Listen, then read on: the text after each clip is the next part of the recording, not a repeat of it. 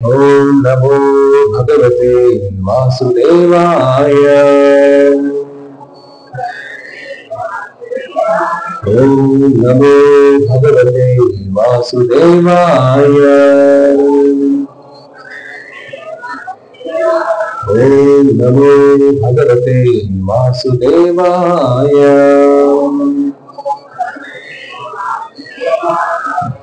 ఓం జ్ఞానతిమిరాంధస్య జ్ఞానాంజనశలాకయా చక్షురున్మిలితం येन తస్మై శ్రీ గురవే నమః. హరే కృష్ణ. ఈరోజు ఒక ముఖ్యమైన ఒక లీల గురించి తెలుసుకుందాం. నిన్నే అందరూ కూడా ర్యాలీలో పాల్గొన్నారు. సనాతన ధర్మం గురించి, హిందూ ధర్మ రక్షణ గురించి కొంతమంది వచ్చారు, కొంతమంది ఇంట్లో హ్యాపీగా ఉంటున్నారు. ధర్మ రక్షణకి ఎప్పుడు కూడా ముందున్న వాడిని భగవంతుడి పేరు రాసుకుంటాడు. ఫస్ట్ ఇంట్లో జపం చేసే వాళ్ళ పేరు లాస్ట్ రాసుకుంటాడు ఆయన. ముందు ధర్మ రక్షణ కోసం రోడ్డు మీద వస్తారు కదా, వాళ్ళ పేరు ఫస్ట్ లిస్ట్ లో ఉంటాయి. ఒక్కొక్కసారి రిజల్ట్స్ అనౌన్స్ చేసినప్పుడు first rank, second rank, third rank అంటారు కదా. ఫస్ట్ ర్యాంక్ ఎవరికి?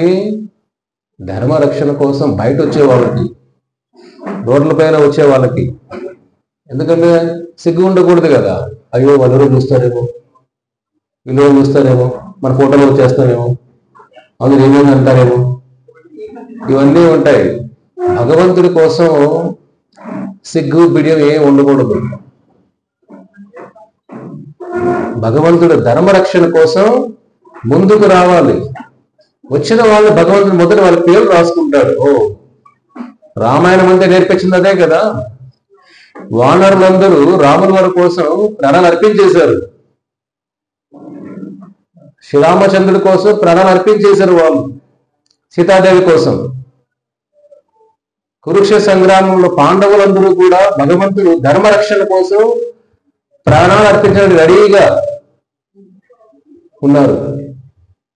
ప్రహ్లాదుడు ధర్మరక్షణ కోసం తండ్రి శత్రువైనా రెడీగా ఉన్నారు. అందుకే స్వామి మొదట వాళ్ళ కోసం వస్తాడు. కాబట్టి మనకు భగవంతుడి దృష్టిలో మనం పడాలంటే ఏంటి? పేపర్ దృష్టిలో మనం రావాల్సిన అవసరం లేదు, ఫోటోలో మనం రావాల్సిన అవసరం లేదు. భగవంతుడి హృదయంలో ఉండాలి. హృదయం ఎలా ఉంటాము? ఆయన కోసం తప్పించేవాడు, ఆయన కోసం శ్రమించేవాడు, ఆయన కోసం జీవించేవాడు, ఆయన కోసం మరణించేవాడు. ఈ భావన ఉండాలి. భగవంతు హృదయంలో మనం ఉండాలండి, ప్రజల హృదయంలో ఉండాలంటే ఇవన్నీ చేయాల్సిన అవసరం లేదు. ఇప్పుడు ఒక ప్రధానమంత్రి హృదయంలో మనం ఉండాలంటే ఎంత కష్టం. 180 కోట్ల జనాభాలో ఆయన మీ ఊరికి ర్యాలీకి వచ్చి, అరే మీ పేరు అని చెప్తే ఎలా ఉంటే గుండె పొంగిపోతుంది కదా. నేను అన్నం కూడా తినం మనం, అదే మన పేరు చెప్పేస్తారు మోదీ అంటే. 100 కోట్ల జనాభాలో మన పేరు గుర్తుపెట్టుకుని ఎంత ఒక ఉన్నతమైన, ఓ మనం ఎక్కడ ఉన్నాంలే, మనం ఒక పొజిషన్ లో ఉన్నామని భావన వచ్చేస్తుంది కదా. అలాంటి సమస్య అనంత కోటి జీవరాశుల్లో మనం భగవంతుడి హృదయంలో మనం ఉన్నామంటే ఎటువంటి అదృష్టం అది. కొలవగలుగుతామా? క్రిమి కీటకాలు, నేల మీద నడిచే జీవరాశులు, సముద్రంలో ఉన్న జీవరాశులు, పక్షులు అనంత కోటి, వెలగట్టలేదు. ఇప్పుడు ఈ రూమ్ అంతా ఆవాల గింజలతో నింపేసామనుకోండి, లెక్కించగలుగుతామా? విశ్వాన్ని లెక్క పెట్టాలి. అనంత కోటి విశ్వాలు ఉన్నాయి. మన ఉన్న విశ్వం చిన్న విశ్వం ఇది, మన యూనివర్స్ చిన్న యూనివర్స్ ఇది. ఇలాంటివి అనంత కోటి విశ్వాలు ఉన్నాయి. అనంత కోటి మన చిన్న విశ్వం, చిన్న బ్రహ్మ, 4 తలలే, పంచముఖ శివ 5 తలలు. విశ్వాలు కొన్ని ఉన్నాయి. 10 తలల బ్రహ్మలు ఉన్నారు, 1000 తలల బ్రహ్మలు ఉన్నారు వేరే విశ్వాల్లో కూడా. చూడండి. కాబట్టి ఇన్ని అనంత కోటి విశ్వాల్లో అనంత కోటి జీవరాశుల శ్రీరాముడి హృదయంలో మనం ఉండాలి. ఆ నరసింహస్వామి హృదయంలో మనం ఉండాలి. కృష్ణుడి హృదయంలో మనం ఉండాలంటే మనం చేసే పనులు కూడా ఆ విధంగా ఉండాలి. ఇంట్లోకి వచ్చి హరే కృష్ణ కృష్ణ కృష్ణ హరే హరే, హరే రామ రామ రామ హరే హరే, బాగుంది, ప్రశాంతంగా ఉంటుంది. నీ కష్టం ఏమని చెప్పండి, ఆ ధర్మ రక్షణ కోసం రావాలి. అందుకే హనుమంతుడు ఇవాళ కూడా హనుమంతుడు మనం చర్చించుకుంటాం. ఎందుకు? ఆయన చేసిన పోరాటం, భగవంతుడి కోసం చేసిన సేవ. అర్జునుడు ఇవాళ అర్జున్ తలుచుకుంటూ ఉంటాం. ఏమైనా మేఘాలు వచ్చాడు, అర్జున పాండవ అంటాం కదా, ధనంజయ అంటాం. ఇప్పుడు అది అనట్లా. ముందు ఉరుములు వచ్చినప్పుడు ఏమని తలుచుకునే వాళ్ళు? పలుకున అర్జున ధనంజయ అనేవారు. ఇప్పుడు ఏమంటున్నాం? డోర్లు వేసుకుంటున్నాం, సౌండ్ వస్తానని చెవులు మూసుకుంటాను అంటున్నారు. కాదు, భగవంతుని స్మరించాలి. అర్థమైనా? ఇప్పుడు 500 సంవత్సరాల ముందు జరిగిన సంఘటన ఇది. ఇవాళ కూడా మీరు బంగ్లాదేశ్ అదే కదా, అది కనెక్షన్ ఉందని చెప్తున్నా మీకు. ఇది బంగ్లాదేశ్ అప్పుడంతా ఒకటే. బెంగాల్ అనేవాళ్ళు, వెస్ట్ బెంగాల్, ఈస్ట్ బెంగాల్. తర్వాత ఏమైంది? విడిపోయిన తర్వాత 71లో అది బంగ్లాదేశ్ అయిపోయింది. ఈ పక్క పాకిస్తాన్ అయిపోయింది ముందే, 1947 స్వతంత్రం వచ్చిన తర్వాత. అంతకుముందు అంతా బెంగాల్ అది. బెంగాల్ చాలా మంది వైశ్యులు అక్కడ పుట్టారు ఆ నేలపైన. కానీ ముస్లిం జనాభా కూడా చాలా ఎక్కువ అక్కడ. ఇప్పుడు వెళ్ళా కూడా బెంగాల్లో, వెస్ట్ బెంగాల్లో ముస్లిం పాపులేషన్ చాలా ఎక్కువ. ఇది 500 సంవత్సరాలు జరిగిన సంఘటన ఏమిటంటే, భగవద్గీత కృష్ణుడు మనకు ద్వాపర యుగం అంతంలో వచ్చారు. కురుక్షేత్ర సంగ్రామం జరిగే ద్వాపర యుగం అంతంలో స్వామి భగవద్గీత చెప్పారు. ఒక 36 సంవత్సరాల తర్వాత కలియుగం మొదలైంది. చూడండి, ద్వాపరకు ఎన్ని సంవత్సరాలు? ద్వాపర యుగం ఎన్ని సంవత్సరాలు? ద్వాపర యుగం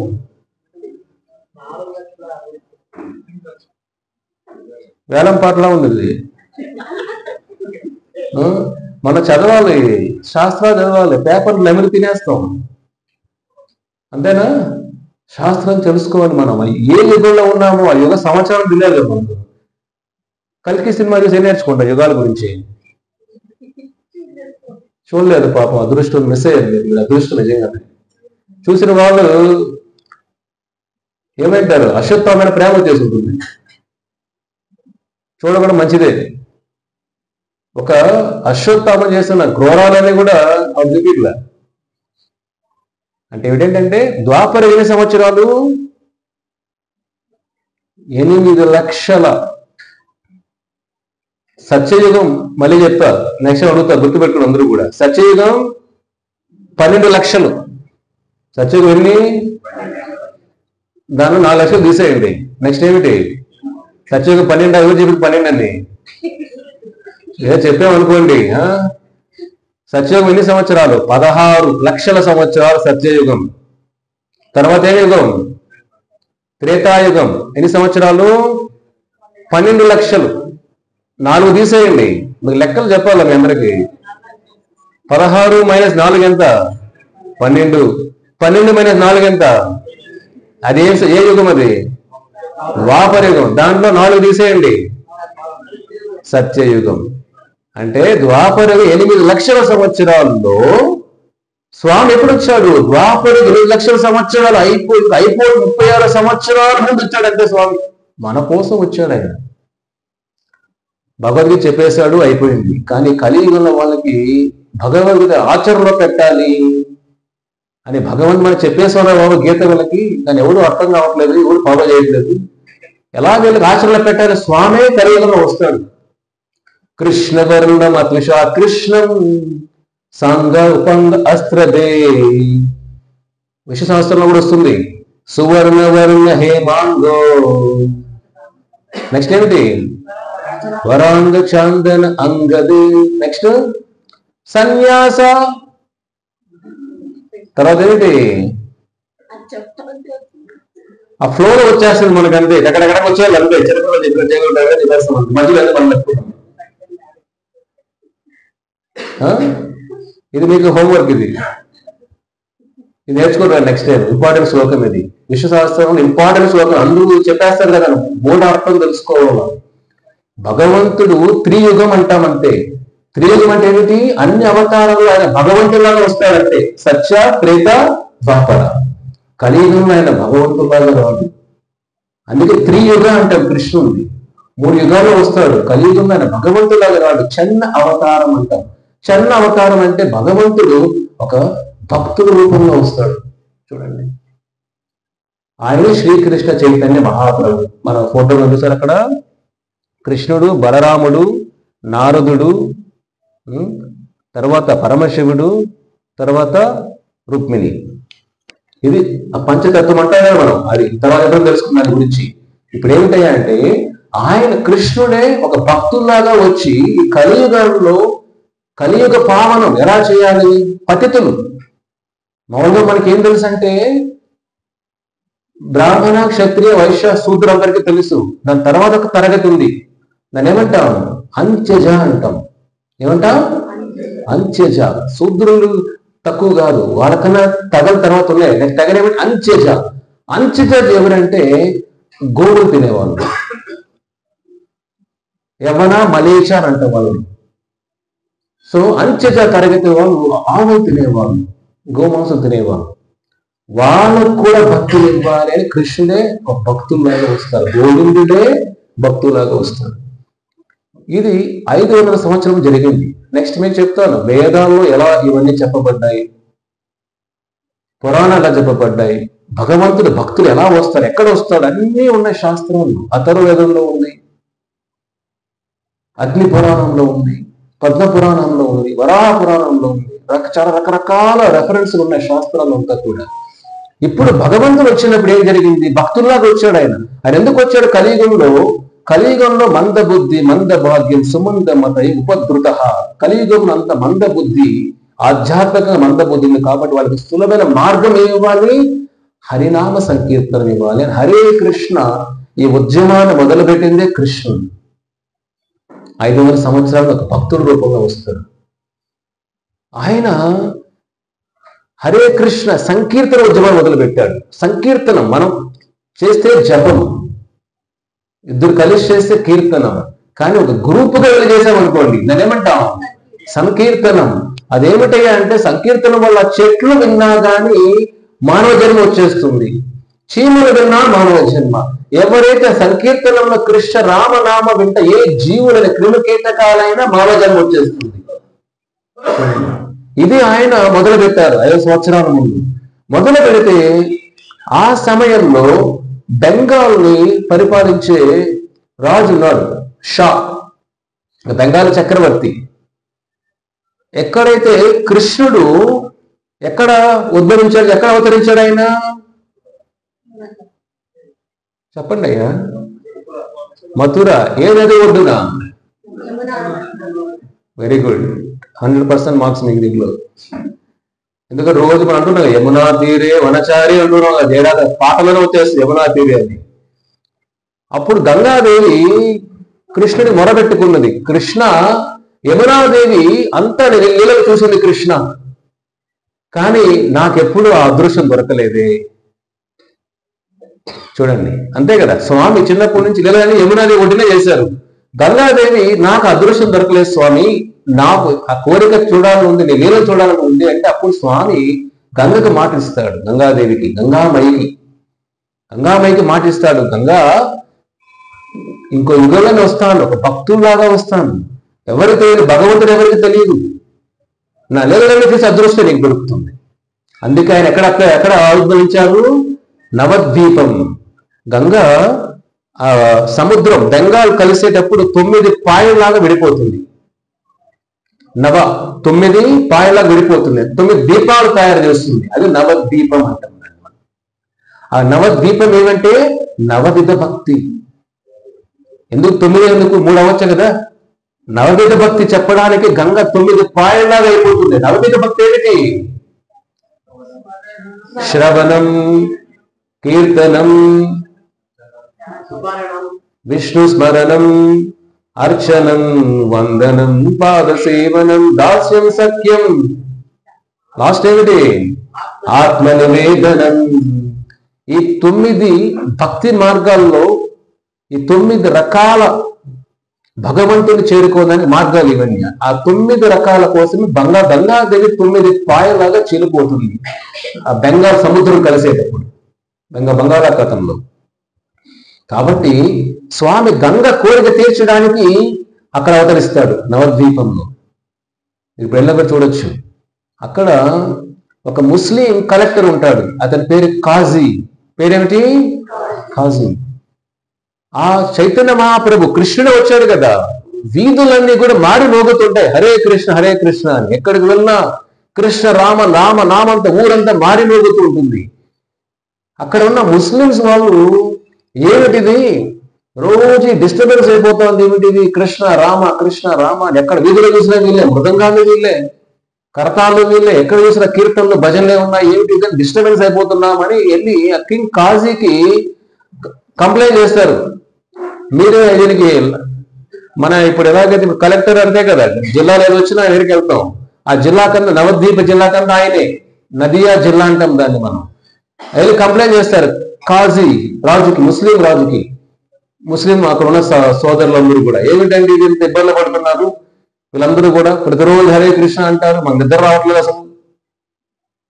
అసూయతో కంప్లైంట్ చేస్తే అతను కోపంగా అవునా ఇంత ఇబ్బంది పెడుతున్నారా అలా అని చెప్పేసి ముస్లిం కలెక్టర్ ఏం చేస్తాడంటే, ఎక్కడైతే హిందువులు హరే కృష్ణ మంత్రం జపం చేస్తూ ఉంటారో అక్కడికి వెళ్తాడు. అక్కడికి వెళ్ళి ఏం చేస్తాడంటే, ఆ భక్తులు ఎవరైతే కీర్తన చేస్తుంటారో కోపంతో లోపలికి వెళ్తాడు. ఆ మృదంగం సౌండ్ విని మృదంగాన్ని తీసుకొని పగలగొడతారు కిందేసి. మీరు ఇప్పుడు కూడా ఆ మృదంగాన్ని చూడొచ్చు. ఏదైనా మృదంగం పగలగొట్టేశాడు ఆయన, ఆ మృదంగం ఇప్పుడు కూడా చూడొచ్చు మనం. ఇప్పుడు వెళ్తే మన నవద్వీపకి వెళ్ళి ఇప్పుడు కూడా అట్లే ఎత్తు పెట్టారు ఆ మృదంగాన్ని. ఇప్పుడు 500 సంవత్సరాల ముందు మృదంగాన్ని పగలగొట్టేశాడు ఆయన. ఈ కృష్ణ కీర్తన రామకీర్తన ఏమిటిది అనే ముస్లిం కలెక్టరు ఆ మృదంగాన్ని పగలగొట్టేస్తే ఇప్పుడు కూడా ఆ మృదంగాన్ని జాగ్రత్తగా పూజిస్తారు కూడా.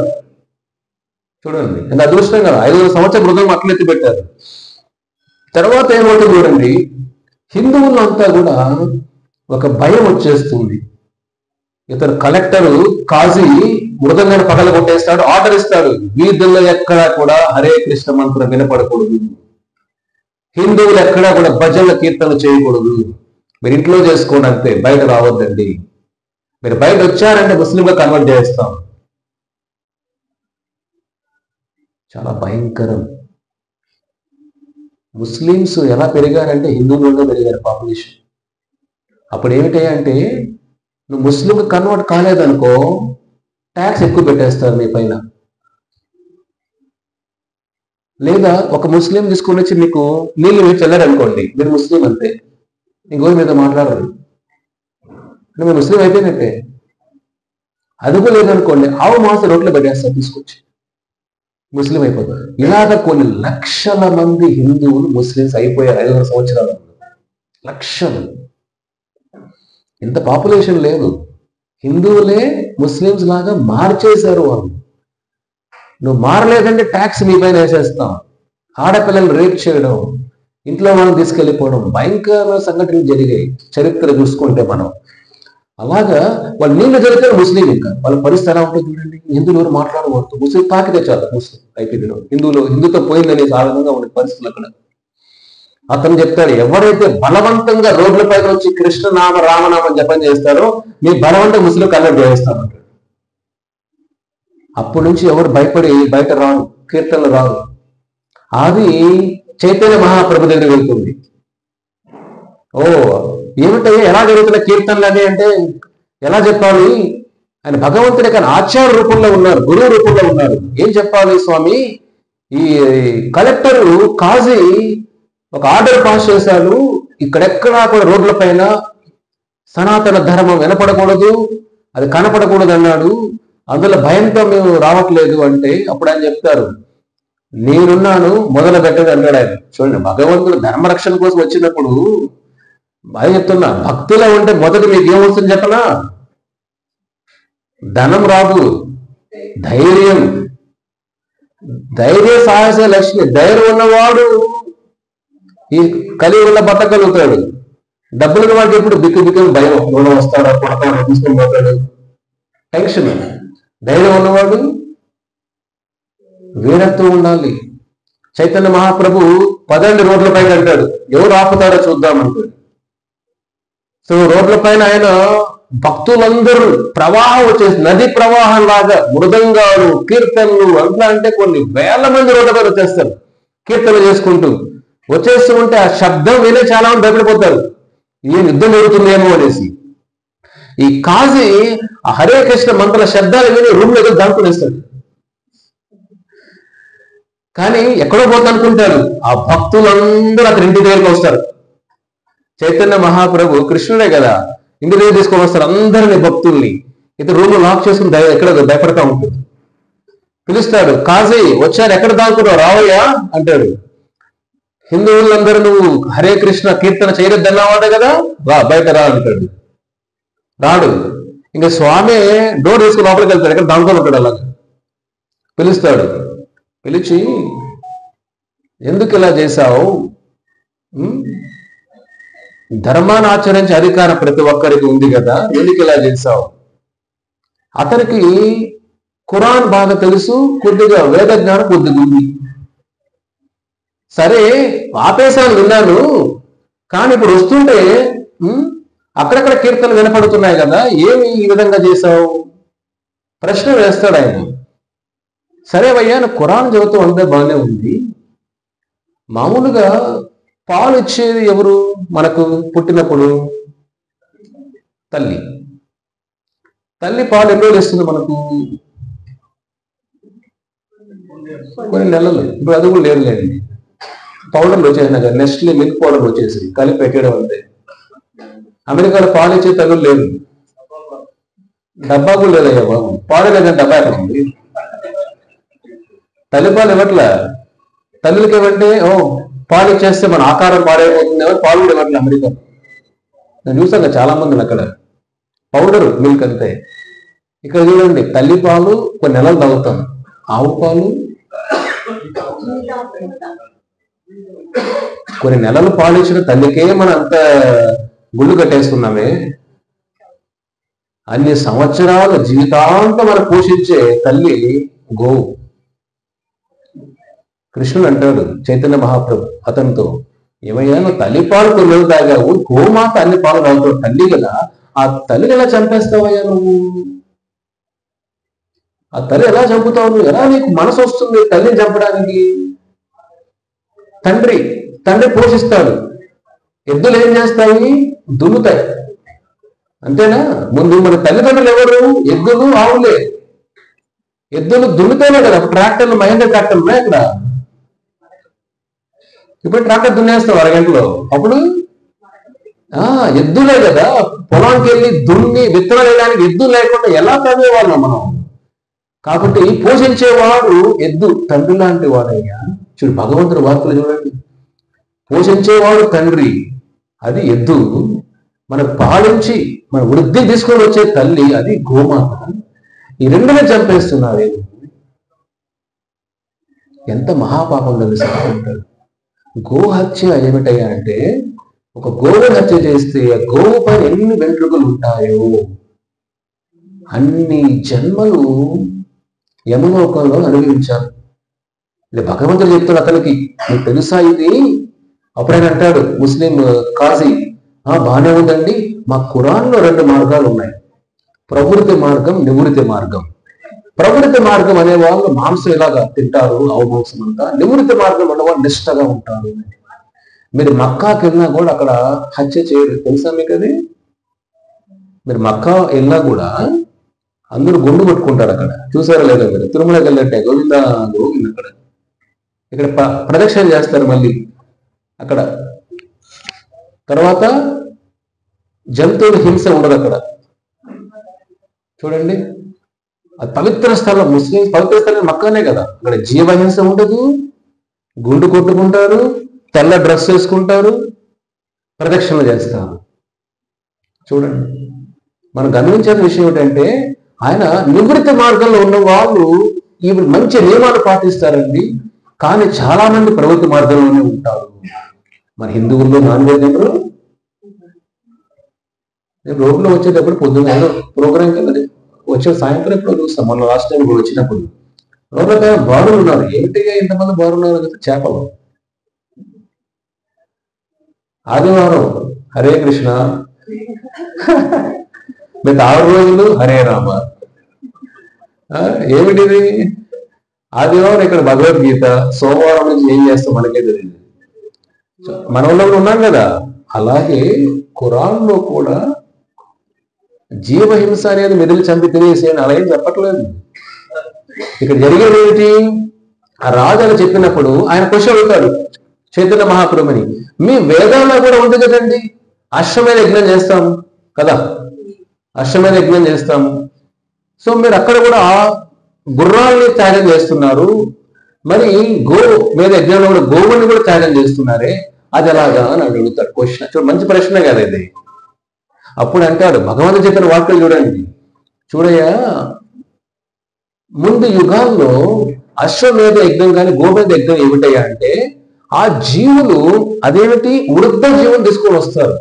వృద్ధ ఆవులు, ముసలి ఆవుల్ని ముసలి తీసుకొని వచ్చి ఆ యజ్ఞంలో అవి త్యాగం, యజ్ఞంలో వాటిని వేసి బ్రాహ్మణులు ఆ వేద మంత్రాలతో మన కళ్ళ ముందరే దానికి ఉన్నతమైన జన్మనిస్తారు.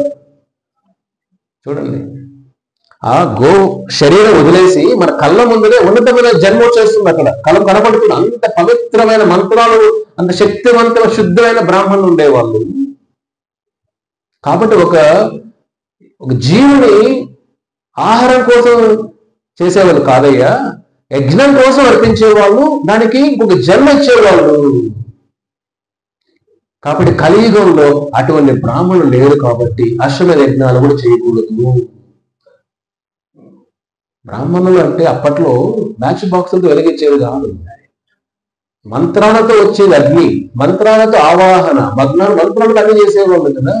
అటువంటి లేదు కాబట్టి ఈ చెయ్యరాదు. అప్పుడు కూడా ఏమిటి అంటే ఆ గోవుకి ఉన్నటువంటి జన్మ ఇవ్వడానికి తప్ప ఆహారం కోసం కాదు అని అంటారు.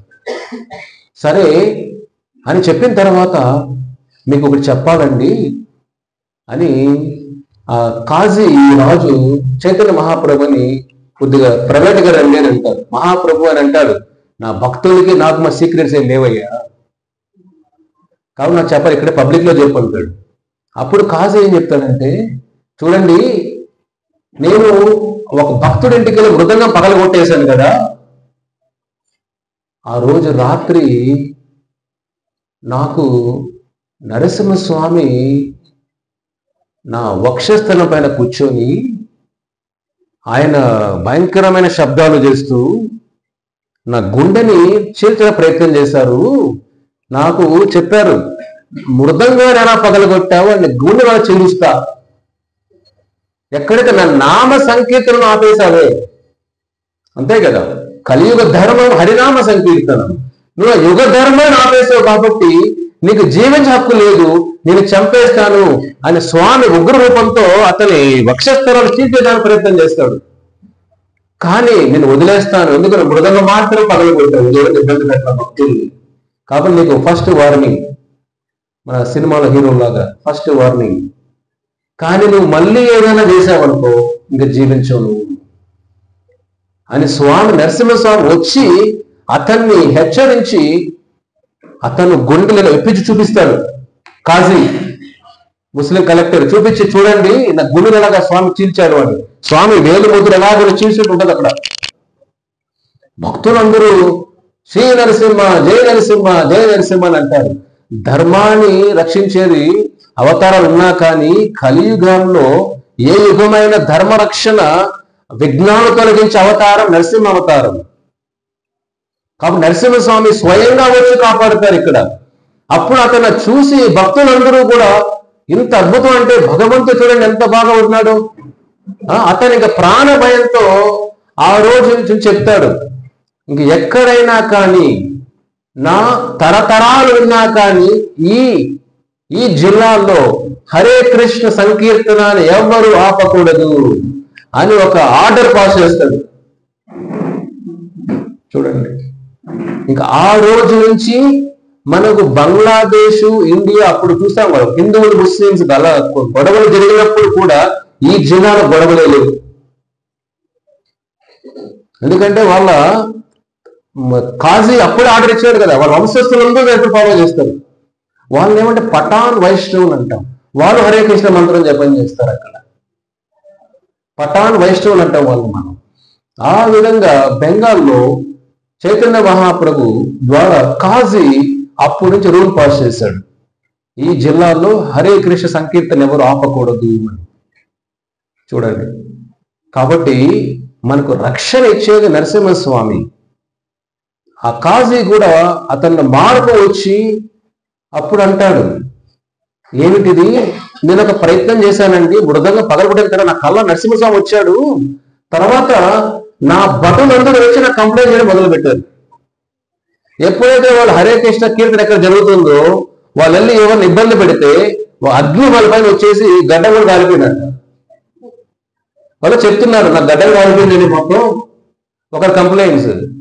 ఎంతమంది ఇంకొకరు వెళ్తే ఒక సింహ రూపంలో వచ్చిందండి ఆపుతుంటే అని, మీకు హరే కృష్ణ కీర్తన ఎక్కడ మీకు వెళ్ళవండి. ఆ భటులందరూ భయపడిపోతున్నారు వెళ్ళడానికి. చూడండి స్వామి ఎలా రక్షిస్తాడో భక్తుల్ని.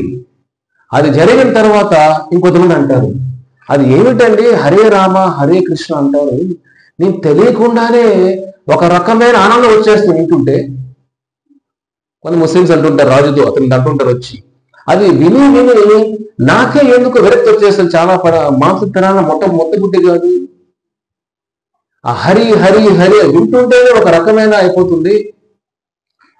ఒక తమాషగా నేనేదో వాళ్ళతో హరే కృష్ణ ఆ తమాషగా అన్నా కూడా నాలో మార్పు వచ్చేస్తుంది. నాకు ఇప్పుడు భయంగా ఉంది, మాట్లాడండి ఎక్కడ హరే కృష్ణ ఇప్పుడు భయంగా ఉంది నాకు అంటారు, ఎక్కడ మారిపోతామేమో. ఇవన్నీ కంప్లైంట్స్ విని ఆయన కూడా చూడండి హరే కృష్ణ మహామంత్రాన్ని అప్పటి నుంచి ఎవరైనా ఆ సమయంలో ఉన్న ముస్లిమ్స్ కూడా ఎక్కడైనా విన్నా కూడా ఒక మార్పు వచ్చేసిందంట వాళ్ళలో. అంత పవిత్రమైన మంత్రం ఇది, భగవంతుడి నామం కన్నా పవిత్రమైన లేదు. చూడండి ఏమైందో. ఆ సమయంలో కూడా ఇటువంటి కష్టాలు ఉన్నాయి. అప్పట్లో ఒక భక్తుడు హరే కృష్ణ మహామంత్రాన్ని ప్రచారం కోసం బాగా ప్రయత్నం చేస్తుంటే అతని దగ్గర ఒక సేవకుడు ఉన్నాడు. అతను ముస్లిం సేవకుడు. అతనికి మంచి విద్య నేర్పించేటప్పుడు అతన్ని కొన్ని మందలు ఇస్తాడు. అతను ఇలాగా ఒక రాజు అయిపోతాడు ఏదో చిన్న ఊరికి. ఆ రాజు అంటే అప్పుడు ఏదో ఏముంది చెప్పండి, చిన్న 4 గ్రామాలు కలిపినప్పుడు రాజు అయిపోయింది. వాళ్ళ భార్య ఒకరోజు అతను స్నానం చేస్తుంటే చూస్తుంది, వెనకాల ఏమిటని ఇవన్నీ, ఏదో వాతలు పడ్డాయి నీకు అంటే. అప్పుడు ఆయన అంటాడు, నేను చిన్నప్పుడు ఒక భక్తుల దగ్గర ఉండేవాడిని, విద్య నేర్చుకునేవాడిని కొన్ని, కానీ నేను తప్పులు చేసినప్పుడు ఆయన శిక్షించారు అని వీపంలో నాకు వాతలు పడ్డాయి, అప్పుడు అలాగే ఉండిపోయినాయి, కానీ చాలా బాగా నేర్పించారు నాకు ఆయన అని అంటారు. కానీ ఆవిల్లో కోపం, ఓ మిమ్మల్ని అలా కొట్టాడా, ఇప్పుడు మన దగ్గర ధనం ఉంది, బలం ఉంది, శక్తి ఉంది, అతను మీరు శిక్షించాలి ఎలాగైనా అని ఆవిడ ఆజ్ఞిస్తుంది. అతను కాదనలేక, భార్య మాట కాదనలేక ఆయన గురువు లాంటి సమానం ఆయన తీసుకొని వస్తారు. ఎలా అంటే చూడండి పరిస్థితులు ఎలా ఉంటాయో, అతన్ని భార్య మాట కోసం అతన్ని ఏం చేయాలి, శిక్షించాలన్నప్పుడు శిక్షించకూడదు, ఇతను ముస్లింగా మార్చేద్దాం. ఆయనకి బలవంతంగా ఆయనపై నీళ్లు చల్లుతారు. నీళ్లు చల్లితే ముస్లిం అయిపోయినట్టే. ఆయనకి ఏం చేయాలో తెలియదు. చూడండి ఎంత భయంకరమైన సంఘటనలు కదా ఇవన్నీ కూడా. అతను ప్రాయశ్చిత్తం ఏం చేయాలి అని చాలా మంది దగ్గరికి వెళ్తాడు. నేను మళ్ళీ నా సనాతన ధర్మాన్ని పాటించాలండి, నాకు ఈ ధర్మం వద్దు, సనాతనం అంటే ఎప్పటికీ నిలిచిన ధర్మం అది. ఖురాన్ వయస్సు ఒక 2,500 సంవత్సరాలు ఖురాన్ వయస్సు, బైబిల్ వయసు ఒక 3,000 సంవత్సరాలు, సనాతన ధర్మం వయస్సు అనంత కోటి సంవత్సరాలు, లెక్క పెట్టలేని సనాతనం అంటే అదే. చూడండి ఇప్పుడు ఏం చేయాలి, ప్రాయశ్చిత్తం కోసం కొంతమంది దగ్గర వెళ్తే కొంతమంది అంటారు, నువ్వు వేడి సీసం తాగితే ప్రాయశ్చిత్తం అవుతుంది అంటారు. అప్పుడు మిమ్మల్ని స్వీకరిస్తాం హిందువులారా. వేడిగా టీనే తాగలేం మనం, సీసాలేం తాగుతాం. చెప్పండి. అటువంటి అతను భయపడిపోతాడు. ఏం చేయాలి? కొంతమంది దగ్గరికి వెళ్తే నీకు ఇంకేమీ లేదు, నువ్వు ఒక నిప్పుల మీద పడుకోవాలి, కొన్ని భయంకరంగా చెప్తారు. అతనికి ఏం చేయలేదు, నా జీవితం అంతేనా? ఇట్లా చాలా మంది, లక్షల మంది అలా మారిపోయారు ఆ సమయంలో. అప్పుడు అతను చైతన్య మహాప్రభుని కలుస్తారు. చూడండి ఎలా భక్తులు కలిసినప్పుడు ఏం చేయాలండి ఇలా అయిపోయావనంటే, స్వామి అంటాడు, కలియుగంలో ఎటువంటి పాపాలు చేసి ఉన్నా ప్రాయశ్చిత్తం హరినామ సంకీర్తనం. ఇది షోడశక నామ్నం కలికల్మష నాశనం నాతో పరతరుపాయ సర్వవేదేషు దృశ్యతి. అన్ని వేదాల సారమే 16 అక్షరాల బీజ మంత్రం హరే కృష్ణ మహామంత్రం. ఇది చెప్పయ్యా, నీ ఎటువంటి ప్రాయశ్చిత్తమైనా చేసేస్తావు, నువ్వు ఇవన్నీ సీసాలను పోసుకోవడం అవసరం లేదు, ఆ మంత్రం పది శుద్ధత్వం నీకు వచ్చేస్తుంది అని విన్న తర్వాత ఆత్మ ఆనందపడిపోయి ఆ రోజు హరే కృష్ణ మంత్రం మొదలుపెట్టి గొప్ప భక్తుడు అయిపోతాడు. వృందావనికి వెళ్ళిపోయి గోవర్ధన్ దగ్గర కూర్చొని హరే కృష్ణ మంత్రం జపం చేసుకుంటే మోక్షాన్ని పొందేస్తాడు. చూడండి. కాబట్టి మనలో ఉన్న అటువంటి అంచెల లక్షణాలు పోవాలంటే హరినామ సంకీర్తన. కానీ మనకి భయం ఉండకూడదు. చైతన్య మహాప్రభు అప్పట్లోనే 500 సంవత్సరాల ముందే అన్ని ఇబ్బందులు పడ్డారు. చూడండి, ఇది కలియుగం ఇది. కాబట్టి కష్టాలు ఉంటాయి, నష్టాలు ఉంటాయి. కానీ నరసింహస్వామి రక్షణ చూడండి. అప్పట్లో 71వ సంవత్సరం బంగ్లాదేశ్ రాకముందు ప్రభుపాదుల వారు ఒక 3 అమెరికా భక్తులు పంపిస్తాడు ఈస్ట్ బెంగాల్కి, మీరు వెళ్ళి అక్కడ ధర్మ ప్రచారం చేయండి అని. చూడండి, వాళ్ళు వెళ్తారు. అప్పుడే బాంబు యుద్ధం నడుస్తుంది. అమెరికా వాళ్ళు బంగ్లాదేశ్ వెళ్ళి ఈ భగవద్గీత ప్రచారం మొదలు పెడతారు. వాళ్ళకి ఎన్నో ఇబ్బందులు పడ్డారు వాళ్ళు కూడా. అంటే ధర్మ ప్రచారం ఎప్పుడు కూడా సులభం కాదు. మనం నేర్చుకోవాల్సిన విషయం ఇది.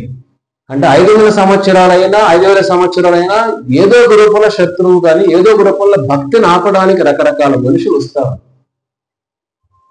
కానీ సనాతన ధర్మ ప్రవహించే నది, దాన్ని ఎవరూ ఆపలేరు. ప్రవహించే నదిని ఆపగలుగుతామా? మనం కట్టడా చీల్చుకొని వెళ్ళిపోతుంది. మన పెద్ద పెద్ద కొండలు పెట్టా చీల్చుకొని వెళ్ళిపోతాయి నది ప్రవాహాలు. ఏది ఆపలేదు. ఇది సనాతన ధర్మ నది ప్రవాహం లాంటిది, చెరువులు లాంటిది కాదు. నది ప్రవాహం ధర్మం తు సాక్షాత్ భగవత్ ప్రణీతం. ఈ సనాతన ధర్మాన్ని ఎవరు సృష్టించారు? సాక్షాత్ భగవత్ ప్రణీతం, భగవంతుడి నుంచి వచ్చిన ధర్మం ఇది. కాబట్టి దీన్ని ఆపే శక్తి ఎవరికీ లేదు. లేదంటే మన దేశం 1000 సంవత్సరాలు మొఘల్స్ తెలుసు కదా, ఔరంగజేబు సమయంలో మీరు వృందావనకి వెళ్తే ఎన్ని దేవాలయాలు పగలగొట్టాడు ఆ సమయంలో చూసారా మీరు? ఎన్నో దేవాలు పగలగొట్టేశాడు ఔరంగజేబు. ఢిల్లీ బృందావనం పక్కనే కదా. ఒకరోజు అతను ఢిల్లీలో ఉన్నప్పుడు చూస్తే ఎక్కడో దూరంగా ఒక పెద్ద కోటలా కనపడింది. ఇదేమిటి, నా కోట కన్నా పెద్దగా ఉంది, ఏ కోటది? దీపం కనపడుతుంది, ఏ కోటది అనుకున్నాడు. పొద్దున్న చూసి బట్టలు తీసుకొని వెళ్తాడు. వెళ్తే బృందావనం ఇప్పుడు చూస్తే మనం అది ప్రసిద్ధ చాలా ముఖ్యమైన దేవాలయం, వైష్ణవ దేవాలయం, రాధా గోవింద దేవాలయం. ఇది పెద్ద దేవాలయం. ఇది మనకన్నా కోట కన్నా పెద్దగా ఉంది. దీన్ని పగలగొట్టే వెళ్తే కూడా ఆ దేవాలయం సగంగా పగిలిపోయి ఉంటుంది, కొట్టేసి ఉంటారు అంతా. కానీ ఎప్పుడైతే లోపల గర్భగుడిలోకి వెళ్ళి అన్నప్పుడు భూకంపం వచ్చేస్తుంది. స్వామి దగ్గరికి వెళ్ళినప్పుడు ఆ భయంతో బయట వచ్చేస్తారు, బట్టలు లోపలికి వెళ్ళలేకుండా. బయట పగలగొట్టాక లోపల స్వామిని ఎలా నువ్వు టచ్ చేయగలుగుతావు చెప్పండి? చూడండి, అటువంటి ఆశయాల కొన్ని దేవాలయాల పగలగొట్టడాలు, కొన్ని లక్షల మంది చనిపోయారు. లక్షలు వెలగట్టలేని జనాభా. ఇప్పుడు మన ముస్లిం జనాభా ఎవరన్నారు ఉన్నాను అనుకున్నారు, ఇవంతా కూడా ముందున్న హిందువులే మారిపోయిన వాళ్ళు. మేము 500 సంవత్సరాలు వెనక్కి ఉంది హిందువులే. అంతమంది జనాభా ఎక్కడని చెప్పండి. సో ఈ విధంగా దేవాలయాలు పగలగొట్టినప్పుడు కూడా కానీ భక్తి పోయిందా? 1000 సంవత్సరాలు ఒక దేశాన్ని పరిపాలించామనుకోండి, ఆ దేశం అన్ని మారిపోతుంది.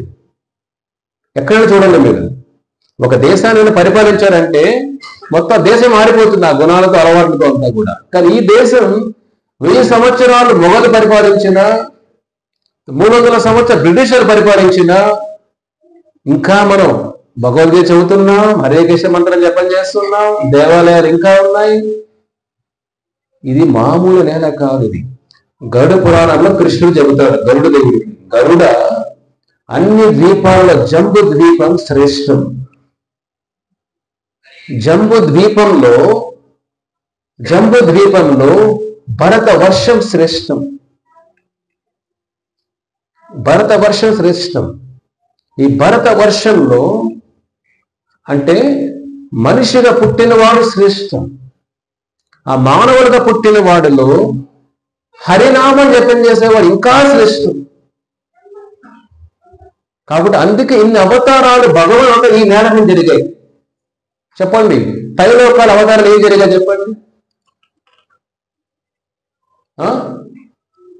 మన రోజు దేవతలు అందరూ చాలా పూజిస్తుంటారు కదా, ఆ లోకాలు ఏ అవతారాలు జరిగాయి? స్వర్గలోకాల్లో, ఇంద్రలోకాల్లో.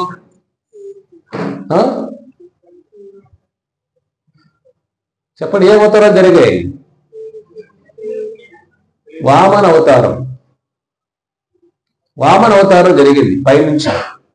కానీ మనం చూడు, అవతారాలన్నీ ఇక్కడే ఉన్నాయి కదా, యుగావతారాలన్నీ. అవతారాలు రకరకాలుగా ఉంటాయి. యుగావతారాలు, మన్వంతర అవతారాలు, గుణ అవతారాలు, నీల అవతారాలు, శక్తి ఆవేశ అవతారాలు, రకరకాల అవతారాలు ఉన్నాయి. అన్ని అవతారాలు ఎక్కువ జరిగింది ఈ భరత వర్షం, ఈ నేల పైన. ఇది భగవంతుడు అవతారం నడిచిన నేల. ఇది నేలను ఎవరైనా నాశనం చేయగలుగుతారా? ధర్మాన్ని నాశనం చేయాలి. మనం అనుకుంటున్నాం ఏదో మనకు భగవంతుడు రావట్లేదు ఏంటి, ఇది ఘోరాలు జరుగుతున్నాయి అనుకుంటాం. భగవంతుడు ఎప్పుడు ఆయనే వచ్చి చేయాల్సిన అవసరం లేదు. ఆయన మన ద్వారా చేపిస్తాడు పనులన్నీ కూడా. ఇప్పుడు దేవాలయాలను ఆయన గడుతున్నాడా? భక్తులు గడుతున్నారు. చేసేది ఆయనే, భక్తుల ద్వారా చేపిస్తాడు సేవ. ఇది మనం గ్రహించాల్సింది. కాబట్టి ఎప్పుడైనా మనం నేర్చుకోవాల్సిన ఈ నేల పైన పుట్టడమే ఇటువంటి అదృష్టం. మళ్ళీ ఇంకొక జన్మ రాష్ట్రం తెలియదు. ఎలా అంటే, ఇప్పుడు మిమ్మల్ని ఒక 84 లక్షల డోర్లు ఉన్న ఒక బంగళాలో పెట్టేస్తాం. ఆ బంగళాకి ఎన్ని డోర్లు? 2 డోర్లకి కింద ఏమైనా పడుతుంది, ఓపెన్ చేయలేక ఓపెన్ చేసి పెట్టేస్తాం. ఒకసారి మళ్ళీ ఎవరు క్లోజ్ చేస్తాం నా బాబుని. 80 లక్షల డోర్లు ఉన్న బంగళాలో వదిలేసాం అనుకోండి, ఆ 80 లక్షల డోర్లో ఒక్క డోర్ ద్వారా మాత్రం బయట పోగలుగుతారు. 80 లక్షల డోర్లో ఒక్క డోర్ మాత్రమే బయట, ఎగ్జిట్ డోర్ అదే. మీరు ఏ డోర్లో బయట పోలేదు. పరిస్థితి ఎలా ఉంటుంది చెప్పండి. ఆ 80 లక్షల డోర్లు ఓపెన్ చేసి ట్రై చేసి 2 రోజులు పడుతుంది. ఏ డోర్లు ఓపెన్ గా ఒక్క డోరే ఎగ్జిట్ డోర్. దానికి ఎగ్జిట్ డోర్ వచ్చేసాం. అంత కష్టపడి కొన్ని సంవత్సరాలు పడుతుంది కనుక్కోవడానికి డోర్ ఎక్కడ ఉంది లోపలి. ఆ డోర్ దగ్గరికి వచ్చి మనం డోర్ ఓపెన్ చేసి బయట పోతామా, మళ్ళీ ఇంకో డోర్ దగ్గర పోతామా? తెలియని ఏం చేస్తాడు? బయట పోవాలన్నాడు, బాబు చాలు ఇది తిరిగి బంగ్లాలో. 84 లక్షల జీవరాశుల్లో 84 లక్షల జీవరాశుల్లో ఈ మానవ దేహంలోనే బయటికి వెళ్ళే మార్గం ఉంది. అన్ని జీవరాశుల్లో మోక్షాన్ని పొందే మార్గమే లేదు. అన్ని జీవరాశుల్లో ఆహారం, భయం, నిద్ర, మైథునం అన్నీ ఉన్నాయి. కానీ మోక్ష మార్గానికి అవకాశం లేదు. చెప్తున్నా కదా, ఇప్పుడు 84 లక్షలు జీవరాశులు, ఏ జీవరాశుల్లో కూడా భగవంతుడికి తెలుసుకునే అవకాశమే లేదు, ఒక మానవ దేహం తప్ప. ఆ దేహం మనకు వచ్చింది. ఎగ్జిట్ డోర్ ఇదే. ఇక్కడ నుంచి వైకుంఠం మార్గం ఇది ఒక్కటే డోర్. మిస్ అయితే మళ్ళీ 80 లక్షల సైకిల్ మీరు వద్దరు తయారేస్తుంది. పోరా బాబు పో, సైకిల్ దొక్కుతారు. అప్పుడప్పుడు సర్కల్ లో చూస్తాం, సర్కస్ లో ఏడ్చిన వాడికి ఎప్పుడు. అమెరికాలోకి వెళ్తే లాస్ ఏంజలస్ లో పెద్ద చక్రం ఉంటుంది. అందరూ ఏడుస్తూ ఉంటారు. వదిలే ఉంటుంది. అదే ఒక ఆనందం ఉంటుంది, రాక్షసానందం ఉంటుంది అనమాట. ఏడుపులో ఒక ఆనందం ఉంటుంది. వాళ్ళు ఏడుస్తూ ఉంటారు, వద్దు అయినా బాగుంటుంది అంటారు. వంట ఏం చేస్తుంది? వంట అది తన నాలుకలు అదే కొనుక్కొని బాగుంది రక్తం తాగుతూ ఉంటుంది. బాగుంది. ఇది మనం చేసే పనులు ఇదే. చూడండి, మళ్ళీ 80 లక్షలు మళ్ళీ వచ్చేటప్పుడు ఇక్కడ ఏముంటుందో తెలియదు. ఏ దేహమైనా చూడండి, దేహంలో వాటి కూడా వెనుకడి ఉంది. పాము వింటుంది, దూరంగా ఉన్న శబ్దాన్ని పాములు వింటాయి. ఎక్కడా దూరంగా చూసే శక్తి ఎవరికి? గద్ద, ఈగల్ ఐస్ అంటాం. ఈగ కొన్ని కిలోమీటర్ దూరంలో చూసి సముద్రం పైనుంచి చూడండి, ఫ్లైట్ వెళ్ళి పైన ఉండొచ్చు కూడా కొన్నిసార్లు. ఇక్కడ పైన ఉన్నా కానీ ఎక్కడో చిన్న చేపలు చూసినా వెళ్ళి కసుక్కుని పడేస్తుంది. మన కళ్ళేమిటి? అద్దాలు కావాలి 10 సంవత్సరాల తర్వాత. ఇక్కడ పెట్టినా కనపడదు, ఆడబెట్టినా కనపడదు. మళ్ళీ ఏమో శక్తి చెప్పండి? గద్ద మేలు కదా, గద్ద కళ్ళు ఎక్కడైనా చూస్తుంది. పాములు చెవులు ఎక్కడున్నా వింటాయి. ప్రతి జీవరాశులు ఇవన్నీ ఉన్నాయి. కానీ చూసే గద్దకి భగవంతుని దర్శనం చేసుకునే అవగాహన ఉంటుందా? పాములు వింటాయి, హరే కృష్ణ మంత్రం అవగాహన చేసే శక్తి వాటికి ఉంటుందా? ఏమి ఉపయోగం చెప్పండి? ఉపయోగం ఏమి లేదు వాటికి. అంటే స్వామి చెప్తాడు, గరుడు స్వామి చెప్తాడు, గరుడ గంగా నదిలో కూడా కొన్ని అనంత కోటి జీవరాశులు ఉన్నాయా, చేపలన్నీ ఉన్నాయ్యా, అలాంటి వాడికి మోక్షం వేస్తుందే గరుడ. గంగా నదిలో ఉన్నాయి కదా, పుట్టి చనిపోతున్నాయి కదా, దాని మోక్షం రావాలి కదా. లేదంటే కొన్ని చాటక అనే పక్షి ఉంది. చాటక పక్షి నేల దగ్గర నీరు తాగదు. అది చాటక పక్షి మేఘం నుంచి వచ్చే నీరు తప్ప ఏ నీరు తాగదు. మేఘం నుంచి పడే నీరు తప్ప దాహం వయసులో తాగదు. మనం కాసేపు దాహం ఉపవాసం ఉంటేనే కింద పడుతాం, నీసులు తాగేస్తాం. కొంత నీరు కూడా తాగుతారు ఉపవాసం అని చెప్పేసి కూడా. ఇక్కడ డీహైడ్రేషన్ అండి, బాడీ అంతా. కాసేపు ఫ్లైట్లో వెళ్తే కూడా చాలు. అలాంటిది చాటక పక్షి కొన్ని నెలలు కూడా నీరు తాగని ఉండిపోతుంది. చూడండి, అంటే అది పెద్ద యోగి. స్వామి చెప్తాడు గరుడకి, గరుడ చాటక పక్షి నీళ్ళు కూడా తాగదే అంటే యోగుల కన్నా గొప్పదా? లేదా కొన్ని జీవరాశులు జంతువులు డ్రెస్ వేసుకుంటాయా? కొంతమంది వైరాగ్యులు డ్రెస్సులు వేసుకోరు. అలా అని చెప్పి జంతువులు వాళ్ళకన్నా గొప్ప వల్ల. కాబట్టి గంగా నదిలో ఉన్న జీవరాశులకు మోక్షం రాదు. చాటక పక్షి దాహం కంట్రోల్ చేసుకున్న ఉపయోగం లేదు. జీవరాశులు జంతువుల్లో డ్రస్సులు లేకపోయినా వైరాగ్యం కాదు. ఒక మనిషి జీవితంలోనే మనిషి అనేవాడు ఇంద్రియాలు నిగ్రహం చేసుకొని ధర్మాన్ని ఆచరించి భగవంతుడి వైపు నడిపించేవాడు, వాడు యమలోకాన్ని తప్పించగలుగుతాడు. గరుడ ప్రతి జీవుని యమలోకాన్ని వెళ్లాల్సిన వాడే. కాబట్టి ఉపవాసం చేసేది మాత్రాన మనం యమలోకాన్ని తప్పించుకోలేము. ఉపవాసం వల్ల ఇంద్రియ నిగ్రహాలు ఒకటే కాదు, భగవంతుని ప్రేమ రావాలి.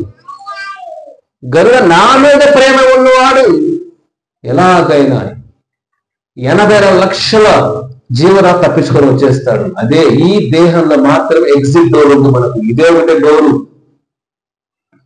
ఇప్పుడు కష్టపడి పైకి వచ్చిన వాళ్ళు కొంతమంది కలుస్తున్నప్పుడు ఒకరు చెప్తుంటారు, వాళ్ళు బాగా చదువుకొని మంచి పొజిషన్, CEO పొజిషన్ ఉంటారు అనుకోని చెప్తుంటారు, చిన్నప్పుడు చాలా కష్టపడ్డారు స్వామీజీ, చిన్నప్పుడు మా తల్లిదండ్రులు ఎంతో పెంచితే కానీ నన్ను నడిచి స్కూల్కి వెళ్ళేవాళ్ళం, గవర్నమెంట్ స్కూల్లో చదువుకున్న వాళ్ళం, చెట్లకే చదువుకున్నాము, తర్వాత సైకిల్లో వెళ్ళేవాళ్ళం, కాలేజీలో కూడా అంత కష్టపడ్డాము, అంత కష్టపడి ఇంత ఉన్నత స్థితికి వచ్చాము.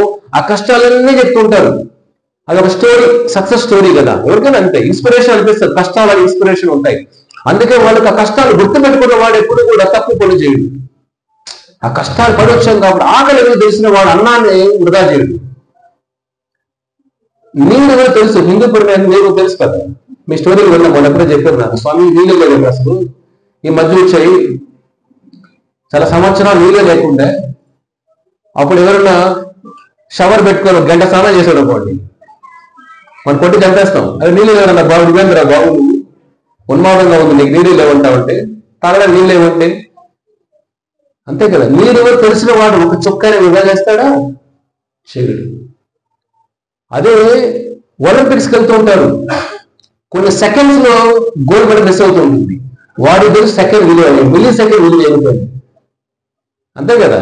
గోల్డ్ మెడల్ ఏంటి, 100 మీటర్స్ ఉంటాయి. ఉసాన్ బోల్ట్ అంటాడు ఉన్నాడు, 26 గోల్డ్ మెడల్ సంపాదించాడు. వాడు అంటాడు 9 సెకండ్లు పరిగెత్తే దానికి 4 సంవత్సరాలు కష్టపడ్డాడు అంటాడు వాడు. అర్థమైందా? 9 సెకండ్లు పరిగెత్తే దానికి 100 మీటర్లు 4 సంవత్సరాలు కష్టపడ్డారు. వాడు 26 గోల్డ్ మెడల్ గెలిచిందంట. 26 అంటే 9 సెకండ్లు ఎంత అంతే, కొన్ని 2-3 నిమిషాలే. ఆ 2-3 నిమిషాల కోసం వాడు కొన్ని సంవత్సరాలు కష్టపడ్డాడు. వాడు తెలుసు మిల్లీ సెకండ్ విలువ ఏమవుతుందని. కాబట్టి మనిషికి తెలియాలి ఈ మానవ దేహం విలువకి, దుర్లభం మానవ దేహం అని. అన్ని దేహాలు అవకాశమే లేదు. ఎలాగైనా కష్టాలు గుర్తుపెట్టుకోని వాడు, పైకి ఉన్నతంగా ఉన్నవాడు కష్టాలు గుర్తుపెట్టుకోవడానికి ఒకసారి బోల్ట్ కూడా ఆ 4 సంవత్సరాలు తిండి అన్ని తగ్గించుకుని నిగ్రహంగా ఉండి ఈ మెడల్ కోసం కష్టాలన్నీ గుర్తుపెట్టుకున్నాడు. మనం ఈ జీవితం రావడానికి, ఈ మానవ దేహం రావడానికి కొన్ని కోట్ల జన్మలు పుణ్యాలు చేస్తే కానీ మానవ దేహం రాదు. అది మనకు తెలియదు కాబట్టి, ఆ కష్టాలు మనకు గుర్తులేదు కాబట్టి ఈ మానవ జీవితాన్ని అల్ప సుఖాల కోసం ఉపయోగిస్తున్నాం. ఆ కష్టాలు శాస్త్రాలు ఎందుకు చెప్తాయి? భగవద్గీత, భాగవత, రామాయణ శాస్త్రాలు మన కష్టాలను గుర్తు చేస్తాయి. అరే, అన్ని జన్మలు కష్టపడితే నీకు ఈ దేహం వచ్చింది, ఈ శరీరం వచ్చింది. ఈ శరీరాన్ని చిన్న అల్ప సుఖాలు కూడా వదిలేస్తున్నావే, మళ్ళీ రాదు నీకు సుఖం. ఈ శరీరం రాదు నీకు, మళ్ళీ సుఖం దొరుకుతుంది. విద్భుజః సుఖం ఒక చిన్న అల్ప జీవుల్లో కూడా వరాహ జీవితంలో సుఖం దొరుకుతుంది. కానీ మానవ జీవితం సుఖం కోసం కాదు, తపో దివ్యం, ఆ భగవంతుని చేరుకోవడం కోసం మానవ దేహం. కానీ మన జంతు జీవితాల సుఖాలతో జీవిస్తున్నామే. ఆ కష్టాలను మర్చిపోయారా మీరు? గుర్తు చేస్తే శాస్త్రాలు, దానికోసం శాస్త్రాలు చదవాలి. మన కష్టాలు గుర్తు చేస్తావు. ఎంత కష్టపడ్డామా, ఎంత కష్టాలు మర్చిపోవాలి గుర్తు చేసామనుకోండి, ఎంత కష్టపడ్డామా, పైకి రావడానికి మనం కింద పడిపోతామా? చెప్పండి. కష్టాలు గుర్తున్నవాడు కింద పడిపోతాడు, మన పనుడు కష్టాలు గుర్తు పెట్టుకున్నవాడు. కాబట్టి భగవద్గీత మన కష్టాలు గుర్తు చేస్తుందంటే ఈ మానవ దేహం నీకు ఊరికే రాలేదు, నాకు అదృష్టంగా రాలేదు. నువ్వు కొన్ని కోట్ల జన్మలు కష్టపడితే ఈ శరీరం వచ్చింది. దీన్ని సరైన మార్గంలో వాడుకోవాలి కదా. అందుకే దేవతలు వేడుకుంటారు స్వర్గలోకాలు, కృష్ణ మాకు ఆయుష్ ఏదైనా ఉంటే మాకు మృత్యు ఇచ్చేసి ఆ మిగిలిన ఆయుషతో ఈ భూలోకంలో, ఈ భరత వర్షంలో ఒక మనుషులుగా పుట్టించి కృష్ణ, ఒక వైష్ణవుల సాంగత్యం మాకు దొరుకుతుంది కృష్ణ. ఆ వైష్ణవ సాంగత్యం నీ తత్వం తెలుసుకుంటాం కృష్ణ. భగవత్ తత్వం దేవలోకంలో కూడా తెలియదు. అందుకే వాళ్ళ కామ భక్తులు అంటాం, వాళ్ళు మన కోరికలతో ఉన్న భక్తులు. వాళ్ళు ఒక నిజమైన సాధువులు ఈ లోకంలో తప్ప ఏ లోకంలో కనపడదు. అందుకే వాళ్ళే దేవతలు లోకాన్ని రావాలని పేర్కొంటారు. భగవంతుడు మాకు చావు ఇవ్వు కృష్ణ అంటారు వాళ్ళు. చూడండి, ఆ కొద్ది ఆయుష్ ఉన్నా ఈ భూలోకంలో పుట్టేస్తాం. ఎందుకంటే ఈ భూలోకం అంతా నీ నామం, నీ దేవాలయాలు, పుణ్యతీర్థాలన్నీ మాకు వైకుంఠం చేయడం అదృష్టం ఈ లోకంలో ఉంది. దేవలోకాల్లో వైకుంఠ అదృష్టం లేదు. అటువంటి శరీరం ఈ మానవ శరీరం. కాబట్టి అన్ని కోట్ల జన్మల కష్టాల శరీరాన్ని అల్ప సుఖాల కోసం, ధనం కోసం, పరువు కోసం, ప్రతిష్ట కోసం, చిన్న సుఖాల కోసం, బంధాల కోసం ఈ దేహాన్ని మనం తాకట్టు పెట్టేస్తున్నాం. మనం చూడండి, తాకట్టు, ఇంత విలువైన దేహాన్ని సుఖంతో తాకట్టు పెట్టేస్తున్నాం. ఆ సుఖం ఏమిటి? తుచ్చం, అంటే అంటరాని పదార్థం లాంటి సుఖాలు. ఒక భక్తుడికి, సత్యం తెలుసుకున్న వాడికి, ధర్మం తెలుసుకున్న వాడికి ఈ సుఖాలను అంటరాని పదార్థాలు లాంటివి. చూడండి, సుఖాలు కొనుక్కుంటాం. ఆనందం లోపల నుంచి రావాలి, సుఖాలు బయట నుంచి రావాలి. ఇది ఎప్పుడు సింపుల్ అర్థం చేసుకోండి. సుఖాలు ఎక్కడికి వస్తాయి? ఆహారం లోపల చేస్తుందా? ఎవరో చెప్పారు, వాసవి అది ఉంది కదండి, ఫుల్ చాట్ మసాలా అక్కడే ఉంటాయండి, సాయంత్రం అక్కడే మనుషులు దిగుతుంటారండి, మన ఏదో సంకేతం అక్కడ చేయాలండి అన్నారు. కరెక్టేనా? మీకు తెలియాలి. కరెక్టే. అది చాట్ మసాలాలు ఎక్కడికి వస్తాయి? బయట నుంచి రావాలి కదా. ఇంకా సుఖాలు, మన సుఖాలు ఏదైనా శరీరం ఏది కావాలి బయట నుంచి రావాలి కదా. సుఖం అంటే కరిగిపోవడం. అది ఆనందం, నందం, అంటే కరిగిపోనదు అని. అది లోపల నుంచి వస్తుంది. ఆత్మ పరమాత్మ సంబంధమే భక్తి యోగం. ఆ భక్తి యోగంతో వచ్చేది ఆనందం, బయట నుంచి వచ్చేది సుఖం.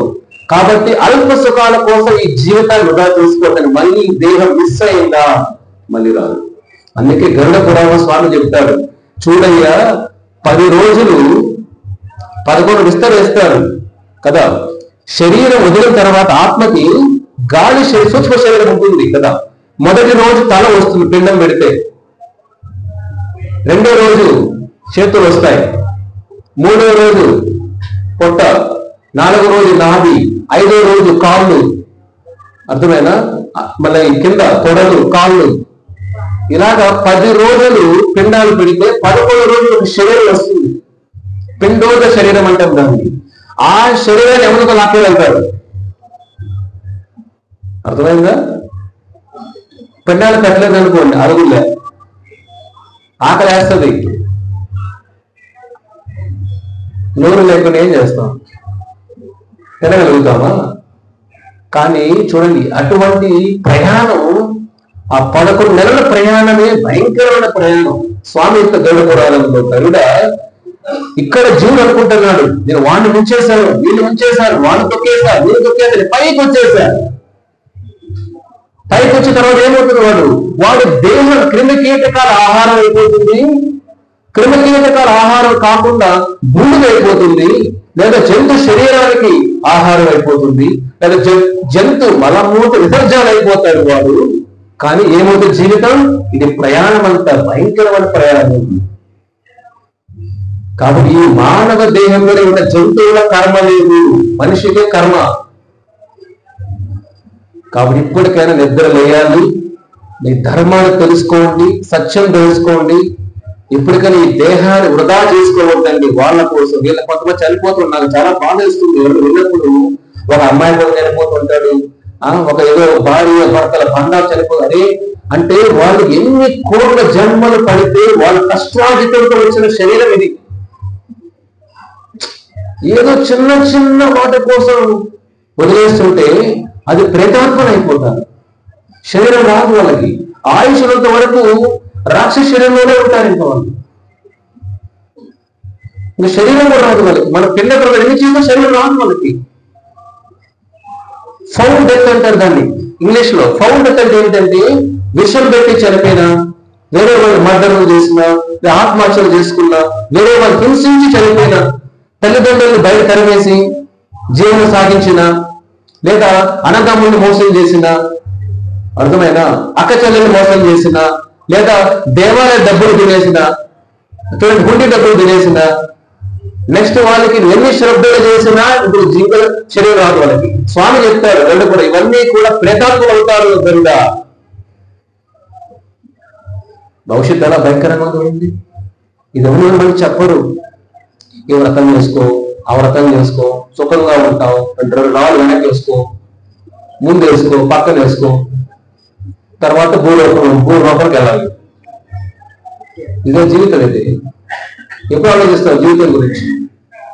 ఏం వెనకేసుకోవాలి? భక్తి వెనకేసుకోండి, అదే కాపాడేది. చనిపోయిన తర్వాత రాళ్ళు కలిసిపోతాం మనం కూడా. కాబట్టి మానవ జీవితం స్వామి చెప్పినట్టు ఇది ఆచరణ పెట్టాలి. పెద్ద పెద్ద రాజు అయినా క్రిమికీటకాల ఆహారం అయిపోతాడు. కాబట్టి మీతో వచ్చే ఒకటే ఒక బంధువు, అదే కర్మ. కాబట్టి దాన్ని సరిగా అర్థం చేసుకున్నవాడు తప్పించుకుంటాడు. యమలోకాల్లో ఒక నది ఉంది, వైతరిణి, విన్నారా? అది వింటేనే ఇంకా వద్దులేండి, మళ్ళీ ప్రసాదం చేసుకోవాలి. మళ్ళీ ఇప్పటికే కొంచెం డోస్ ఎక్కువైనట్టుంది మీకు. అది విన్న తర్వాత ఇంకా ఏదైనా బాడీ ఉంటుంది. ఉత్సాహమేనా? పర్లేదు, ఉత్సాహంగా ఉండండి. హరే కృష్ణ కృష్ణ కృష్ణ హరే హరే, హరే రామ రామ రామ హరే హరే. ఇది స్వామి గడుపున చూపుతాడు. ఎవరైతే నామం జపం చేస్తాడు గరుడ, ఈ యమలోకాల ప్రయాణం ఉండదు గరుడ ఉంటాడు. చూడండి, అదృష్టమా కాదా? హిందూపురంలో ఎవరికి జరిగింది ఇవన్నీ కూడా. కాబట్టి మనం గ్రహించాల్సింది ఏమిటాయి అంటే, ఇప్పుడైనా తెలుసుకోవాల్సింది ఏమిటాయి అంటే, ఉన్న జీవితం వృధా చేసుకోవద్దండి. కాబట్టి ఈ హరినామం నాలుగు ఉంటే చాలు వైకుంఠం వెళ్ళడానికి. ధనం అవసరం లేదు, చదువు అవసరం లేదు, జ్ఞానం అవసరం లేదు, మంచి మంచి డిగ్రీలు అవసరం లేదు.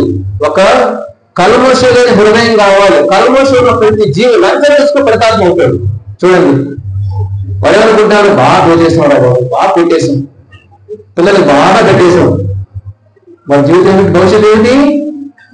వాడు అక్కడ తిరుగుతూ ఉంటాడు, చూస్తాడు. స్వామి చెప్తాడు గడుపురాడు, వాడు అక్కడ చూస్తూ ఉంటాడు. వాడు ఏడ్చాడనుకోండి, బంధువులు వాడికి ఉపయోగం వస్తాడు. వాడికి అయ్యో నా నాన్న బాగా సంపాదించి చనిపోయాడు, ఏడ్చాడు అనుకోండి బిడ్డ, ఏమవుతుంది వాడి జీవితం?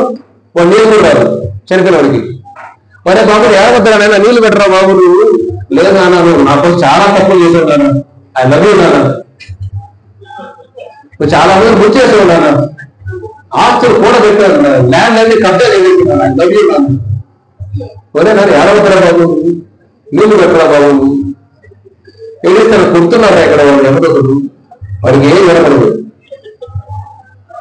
ఇక సినిమాలో ఉంది కదా, ఇది రియాలిటీ. ఇదే ఆ సూక్ష్మ శరీరంలో జీవుడు అక్కడే ఉండి దగ్గర తింటూ ఉంటాడు, కానీ నేను మొత్తుకుంటాడు. స్వామి చెప్పిన వాక్యం ఇది, అరే కొద్దిగా నాకు శ్రద్ధ చేయరా, వెనక పడతాడు. చూడు ఎలాంటి పిల్లలు కలవాలి బాబు. కాబట్టి మీకోసం స్వార్థంగా బతకండి. ఆధ్యాత్మిక జీవితమే మీకు శరణు రక్ష. ఇంక మిమ్మల్ని ఎవరు కాపాడే జీవి సృష్టిలో లేడండి, భక్తులు మిమ్మల్ని కాపాడుతుంది. ఈ ప్రేతాత్మ జీవితం పైన లంచాలు మన ఎవరు పేపర్ వేసి 70 కోట్లు అంట, చిన్న ఉద్యోగం, ఎంత లొకేషన్ చూడండి. 70 కోట్లు ఇంజనీర్ సంపాదించాలంటే ఎన్ని సంవత్సరాలు పడుతుంది? 70 కోట్లు ఆశామాషిన వాడు గుడ్డు సాగే చేసినా ఎంతో జీతం వస్తుంది, దానికి నిద్ర లేక అన్ని పోతే అంత. ఇక్కడ చూడండి, చదువు తక్కువైనా కొట్టేసేవాడు. మనం ఇక్కడ తప్పించుకోవచ్చు, ప్రకృతి వదిలిపెట్టదు, పెట్టదు. మనం ఆ గ్రిప్పులో ఉన్నాం. కాబట్టి మీరు ఇది భయపెట్టడానికి కాదు, లా తెలుసుకోవాలి కదా. బతికేటప్పుడు సమాజంలో లా తెలియనే ఉందా? కొన్ని కోర్స్ అంటారు కదా, ఐపీసీ కోడ్ ఇది 302 సెక్షన్, ఈ సెక్షన్ తెలుసుకోవాలి కదా. లేదంటే సెక్షన్ నా పర్లేదంటే ఎలాగా? నేను లాయర్ కాదండి, నాకేం అవసరం ఉంది. ఇంకా లా తెలుసుకోవాలి మనం. మానవ జీవితం వచ్చిందే తెలుసుకోవడానికి. ఇప్పుడు ఒకే గేట్, డోరు, ఇదే డోరు, ఇక్కడ నుంచి ఎగ్జిట్ అయిన వైకుంఠం పోవచ్చు, లేదంటే మళ్ళీ మళ్ళీ హిందూపురం ఎక్కడ పడతాం, ఎలా పడతామో తెలియదు. అది చెప్తున్నా కదా. కాబట్టి ఇప్పుడైనా నిద్ర వేయండి. ప్రేతాత్మ జీవితం ఇదే. మోసం చేసేవాళ్ళు, లేదా భార్యను మోసం చేసి, భర్తను మోసం చేసి, పిల్లలను మోసం చేసి, వేరే వాళ్ళు మోసం చేసి, అధికారులు మోసం చేసి, ఏ చేసినా కూడా నెక్స్ట్ జన్మ ప్రేతాత్మ జీవితమే.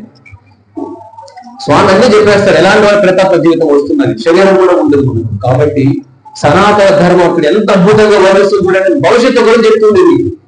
అందరూ భవిష్యత్తు భవనం కోరుకుంటాం కదా. ఈ మనం ఏం చేస్తాడు, భవిష్యత్తు ఈ దేహంలో మాత్రం భవనం కోరుకుంటున్నాం అంతే. నెక్స్ట్ 21 సంవత్సరాలు భవనాన్ని కోరుకుంటున్నాం అంతే. తర్వాత భవిష్యత్తు ఏమిటి? అందుకే ఖురాన్ అయినా బైబిల్ అయినా మనకి విషయాలు చెబుతాయంటే, మంచి విషయాలు చెబుతాయి, కానీ మన ప్రయాణం చెప్పవు.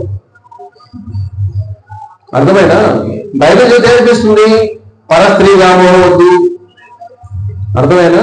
కొన్ని పనులు చేయొద్దు, ఇవి చేయి ఇంతే ఉంటుంది. కానీ మన శాస్త్రం అలా కాదు. ఆత్మ ప్రయాణం గురించి చెబుతుంది. ఎలా వచ్చావు, ఎలా పోతావు, ఎక్కడికి వెళ్తావు, ఎలా పనిష్మెంట్. అందరూ ఎదురు ఒకటే, స్వర్గం నరకం తగ్గి తెలియదు అందరికి. ఇది ఎలా కాదు. ఎంత భగవంతుడు ఎంత బాగా వర్ణిస్తుంది చెప్పండి మన ప్రయాణం గురించి. తెలియకపోతే మూర్ఖత్వమైన అనుభవించే తప్పదు. కాబట్టి మీరు భయపడిన అవసరం లేదు. మీ దగ్గర దండ ఉంది. ఏమిటిది? మంత్రదండం ఇదే. మీరు ఎన్నెన్ని ప్లాట్లు ఎన్ని పెట్టుకున్నారు, ఏమి అతనే గుడ్డకి అతనే జ్ఞాపకం ఉంటే స్వామి అన్ని చెప్పేస్తాడు. మన జన్మ నెక్స్ట్ జన్మ చెప్పేస్తాడు. చూడండి, ఎవరైతే అతిగా తినేవాళ్ళు వరాహంలాగా పుడతారు, అతిగా అసూయ ఉన్న వాళ్ళు పాములాగా పుడతారు. చూడండి, ఒక్కొక్క దేహానికి ఒక లక్షణం ఉంది. అసూయ పాము అందులో బుసగొడుతూ ఉంటుంది. వద్దన్నా కూడా అసూయ. వీడు బాగుపడిపోయాడు, వీళ్ళు బాగుపడిపోయాడు, వాడు భవిష్యత్తు తెలిసిన మనం బాధపడం. అందుకే భక్తులు ఎప్పుడు ఎవరు బాధపడరు. వీడు మంచి కోటేశ్వరుడు అంటే వాడు జారి వేస్తున్నారు, బాగా భవిష్కరం. నెక్స్ట్ ఎక్కడ పరిస్థితి ఎలా ఉంటుందో, ఎక్కడ పట్టగా ఉంటుందో, ఎక్కడ ఎవరు ట్రై చేస్తారు. ఎందుకంటే ఇవన్నీ సత్యం తెలుసుకొని ఉంటాను జీవితాన్ని. అందుకే మనం చూసి వ్యామోహం రాదు, చాలా వేస్తుంది. ఎవరైనా రాజకీయంగా కలిసారు అనుకోండి, బా నేను చాలా చేశాను, బస్ నేర్చుకోలేదు. అర్థమైనా? అంటే ఎందుకు? జ్ఞాన చక్షు, జ్ఞానంతో లోకాన్ని చూడండి. ఎవరిపైన అసూయ రాదు, చాలా వస్తుంది. పాపం వీడికి బాగా శ్లోకం నేర్పిద్దాం, అట్లీస్ట్ జన్మ అవుతుందేమో చాలా వస్తుంది. అసూయ పోతుంది, కంప్లీట్ గా అసూయ పోతుంది. అసూయ ఎందుకు వస్తుంది చూడండి, మనకన్నా వాళ్ళు వృద్ధిలో ఉన్నాడు, మనకన్నా పైకి వెళ్తున్నా, పైకి వెళ్ళి ఎంత పైకి వెళ్ళి అంత కింద పడిపోతాడు. అదే జ్ఞానం ఉన్నవాడు అసూయ రాదు. భగవంతుడు స్వామి చెప్తారు, అర్జున మీరు అసూయ లేదు అర్జున, అందుకే గీత చెప్తున్నా అంటారు స్వామి. భక్తులు అసూయ ఉండదు, జాలి కరుణ ఉంటుంది. అది ఉన్నప్పుడు ఎవరి పైన కోపం రాదు, జాలే వస్తుంది. ఒక అబద్ధ శ్లోకం నేర్పిద్దాం, ఒక సగం శ్లోకం విన్నా వాడు కర్మను తప్పించుకుంటాడే. ఆ ముస్లిం మన కాజీ స్టోరీ విన్నాం కదా, ఎప్పుడైతే అది వింటారో అప్పుడు అతను హరే కృష్ణ మంత్రం కల నీళ్ళు కాయపడి ఉంటాయి. అప్పుడు కృష్ణుడు అంటాడు, నీ కృష్ణ కృప దొరికింది, నువ్వు వేరే పొలంలో పుట్టిన, వేరే మతం ఆచరించిన, నువ్వు హరినామాన్ని హరే కృష్ణ మంత్ర శక్తిని తెలుసుకున్నావు. అందుకే కృష్ణ రామనామంటే తన నీళ్ళు చేస్తున్నాయి. ఆ రోజు నుంచి ఆయన గోడు మానేశాడు, మాంసం ముట్టడం మానేశాడు, మంచి వైష్ణవుడు అయిపోయాడు.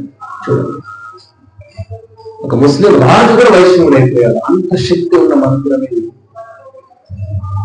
కాబట్టి యమలోకాన్ని తప్పించే మంత్రం, వైకుంఠ ప్రాప్తిచ్చే మంత్రం, మోక్షాన్నిచ్చే మంత్రం, కర్మ వికర్మ అకర్మలని దహించి వేసే మంత్రం, సాక్షాత్ భగవంతుడే మనకిచ్చే మంత్రం, ఇంకొక జన్మ చేయకుండా చేసే మంత్రం ఈ హరే కృష్ణ హరే రామ మంత్రం. కాబట్టి ఇది అన్ని పురాణాల యొక్క సారమే.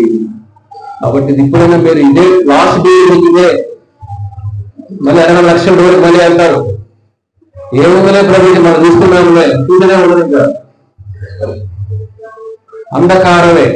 కాబట్టి ఇప్పుడైనా ఇదే ఒక ఆఖరి జన్మ. కష్టాలు ఉంటాయి, నష్టాలు ఉంటాయి, ప్రేమించే వ్యక్తులు ఉంటారు, ద్వేషించే వ్యక్తులు ఉంటారు. మనకు మంచి కుటుంబం ఉండొచ్చు, మంచి కుటుంబం లేకుండా ఉండొచ్చు, కానీ ఒకే డోర్ ఇది. మనకేం కావాలి? బయట పట్టం నేర్చుకోవాలి, సహించడం నేర్చుకోండి, ఓర్పుగా ఉండండి, ద్వేషం పెంచుకోవద్దండి. వాళ్ళని ప్రేమించకపోయిన కష్టాలున్నా ఇదే లాస్ట్ డోర్, తప్పించుకొని పోవాలి ఇక్కడ నుంచి. ఆయుష్ ఇక్కడ మనకు 1,00,000 సంవత్సరం ఆయుష్ లేదు. ఇక్కడ 60 ఏళ్ళు బతికేది మహా గొప్ప అంటాం, 70 ఏళ్ళు ఇంకా ఉండాలా అంటాం, 80 సంవత్సరం మనమే చంపేస్తాం. ఎవరో ఒక ఆయన ఆయుష్ చెప్పారు 95 సంవత్సరాలు అంట. అంటున్నారు, ఏంది ప్రభుజీ ఇంకా 90 సంవత్సరాలు, అసలు ఏంది? చూడండి, ఎదురు చూస్తున్నారు, వీడు ఎప్పుడు గంట కొడతాడా అని, బకెట్ బెల్లేస్తాడా అనేసి. ఇంకా 90 సంవత్సరాలు, ఇంకా ఏం అనుకోవట్లేదు ఆయన. ఆయన అనుకోడు, ఆయన అనుకుంటూ పోతాడా? ఇదే రిమోట్ కంట్రోలా? పైన ప్రకృతి ఆజ్ఞ ఇవ్వాలి, అహం మృత్యువు స్వామి ఆజ్ఞ ఇవ్వాలి కదా. చూడండి, ఈ కలియుగంలో ఆయుష్ పెంచుకో ప్రయత్నం చేయడానికి వస్తారు. ఆయుష్ దీర్ఘాయుష్కోవాలంటారు, నీకు ఇంకా ప్రపంచాన్ని గమనించడం. నువ్వు అల్పాయుష్ చనిపోవడం, భక్తి కూడా చనిపోవడం పెట్టడు. నీకు గుర్తుంది కదా, 4 స్టోరీ చెప్పారు నీకు, ఆశీర్వాదాలు గుర్తుందా? ఒక రాజకుమారుడు చెప్పండి, దీర్ఘాయుష్ వద్దు, ఎవరు అడగద్దండి దీర్ఘాయుషాన్ని. ఏం కావాలి? వైకుంఠ ప్రాప్తి కింద కోరుకోవాలా. నాకు ఆరోగ్యం ఇవ్వండి, ఆయుష్ ఇవ్వండి. ఏం చేస్తుంటారండి? తెలియక ఆడకుండా, నలవలేక, తిరగలేక, పడలేక, తిట్టు అది ఎదురు పోతూ ఉంటారు రోడ్లో, ఇంట్లో అంతా ఎప్పుడు పోతారా బాబు వీడిని.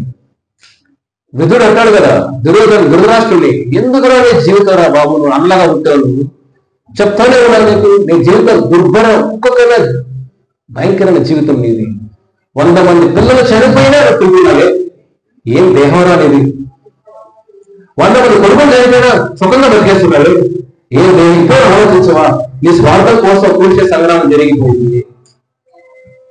కాబట్టి ఆయుష్ ముఖ్యంగా. చెట్లు కూడా బతుకుతాయి 1000 సంవత్సరాలు. ఆయుష్ ఏమిటి చెప్పండి?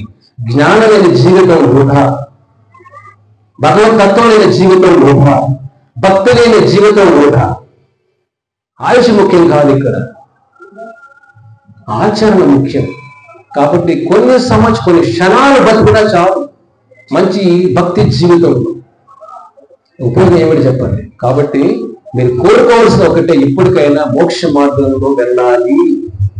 ఇదే ఆఖరి 80,00,000 డోర్ దాటి వచ్చాని మళ్ళీ ఆ డోర్ పోలేక వాళ్ళు గుర్తు పెట్టుకోండి. ఎప్పుడు మైండ్ అదే పెట్టుకోండి. మీ బంగాళాలో ఉన్నది ఉంటుంది. దేహం అంటే ఏమిటి? ఒక బంగాళా. ఇది కూడా దీని డోర్లు ఉన్నాయి. ఇది 2 కళ్ళు డోర్లు, చెవులు, ముక్కు, ఇవన్నీ డోర్లన్నీ కూడా కాదు. స్వామి చెప్తారు గరుడ పురాణంలో, గరుడ 2 ఇంద్రియాలు నీకు మోక్షాన్ని ఇస్తాయి. నవరంధ్రే పురే దేవి, 9 రంధ్రాలు ఉన్న గరుడ 2 ఇంద్రియాలు నీకు మోక్షాన్ని ప్రసాదిస్తాయి. అవి ఉంటే చాలు. ఆ 2 ఏమిటి? 2 కళ్ళు, 2 చెవులు. విన్నా కూడా చాలు మనం. హరి శ్రవణం. ఎందుకు కళ్ళు అంటే మన వెనుకటి బాగుంది అనుకోండి, చూసే విధానం మారుతుంది. మన శ్రవణం వింటున్నాం, మనం భగవద్గీత, భాగవత, రామాయణం వింటున్నాం కాబట్టి చూసే ప్రపంచం మారుతుంది. ప్రపంచంలో అసూయ ద్వేషాలకు వెళ్తుంటే మనం వాటి వెనకాల ఉన్న ధర్మాన్ని గమనిస్తాం మనం. కాబట్టి సుఖాన్ని చూడడం, వెనకాల భవిష్యత్తులో ఉన్న భాగాన్ని గమనిస్తాం, జ్ఞానంతో ప్రపంచాన్ని చూస్తాం. కాబట్టి మన శ్రవణం అంత ముఖ్యం. గరుడ శ్రవణం అంత ముఖ్యం. కాబట్టి శ్రవణం బాగా ఉంటే చూసే ప్రపంచం మారిపోతుంది, చూసే విధానం మారిపోతుంది.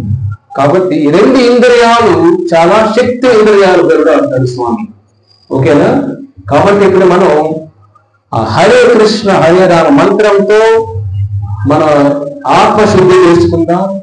ఇది మన ఆత్మను క్లీన్ చేసే బ్రష్ ఇది అనుకోవచ్చు. మనం కల్మషాలు తీసే బ్రష్ ఇదే. కాబట్టి ముస్లిం కుటుంబంలో పుట్టిన కాజీ మంచి భక్తుడు అయిపోతాడు. మరి ఇటువంటి సనాతన ధర్మ కుటుంబంలో పుట్టి అందరూ ఏమంటారు, హిందూ ధర్మంలో పుట్టేసాం అంటే అది కాదు. నామాలు పెట్టుకుంటే రాదు. భగవద్గీత ఇంట్లో ఉంటే సరిపోదు, దాన్ని చదవాలి, ఆచరణ పెట్టాలి. చాలా మంది హిందూ ధర్మం రక్షించాలి, కాపాడాలి అరుస్తూ ఉంటారు. బాగానే ఉంది, అరవడం బాగానే ఉంది. ఎప్పుడైనా గీత ఓపెన్ చేశారో మనం? గీతలు ఎన్ని అధ్యాయాలు తెలుసా మనకు? ఎన్ని శ్లోకాలు అర్థం చేసుకున్నాం మనం? ఆ జ్ఞానం లేకుండా రోడ్ల పైన అరవడం ఉపయోగం ఏంటి?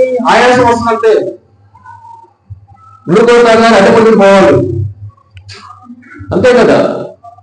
మరి ధర్మ రక్షణ చేయాల్సిన వాళ్ళు కాదు. మనం ముందు ధర్మం తెలుసుకోవాలి. ఫస్ట్ తెలుసుకుంటే రక్షించాలి దాన్ని. లేదంటే రక్షణ విలువ ఏమని చెప్పండి? కానీ ప్రతి హిందూ అనేవాడు భగవద్గీత చదవాలి వాళ్ళు. తర్వాత రోడ్ల పైన పోరాడాలి. అది ఏమీ తెలియకుండా లోపల ఏమిటో తెలియదు. హిందూ ధర్మం రక్షించాలంటే ఏమంటే చీర పట్టుకోవాలి. హిందూ ధర్మం బొట్టలు హిందూ ధర్మమా? కాదు. భగవత్ తత్వం తెలుసుకోవాలి, సనాతన ధర్మం తెలుసుకోవాలి. భగవంతుడు మనకి ఇచ్చిన ఆయుధం ఏమిటి? భగవద్గీత. ఇది తెలియనప్పుడు హిందువులు ఎలా అవుతాం మనం? ఒక ముస్లిం అడిగారు అనుకోండి, ఏమైనా ఎంత పోరాటం రోడ్లపైన, మీ భగవద్గీత ఏముందయ్యా? అవును అడగద్దబ్బా, వాళ్ళు రమ్మని వచ్చేసాను అంతే. లేదా మళ్ళీ నా మెసేజ్ పెడతా, ఎందుకు రాగలుగుతాం? ఇదేనా హిందూ ధర్మం కోసం పోరాడుతూ ఉండే? క్రిస్టియన్ అడిగారు, క్రిస్టియన్ మిమ్మల్ని గీతలో ఏముందబ్బా? మీరు చదవయ్యా, ఎవరు పోరాడతాం అంతే. ప్రతి క్రిస్టియన్ బైబిల్ పట్టుకొని చర్చికి వెళ్తాడు ఆదివారం పూట.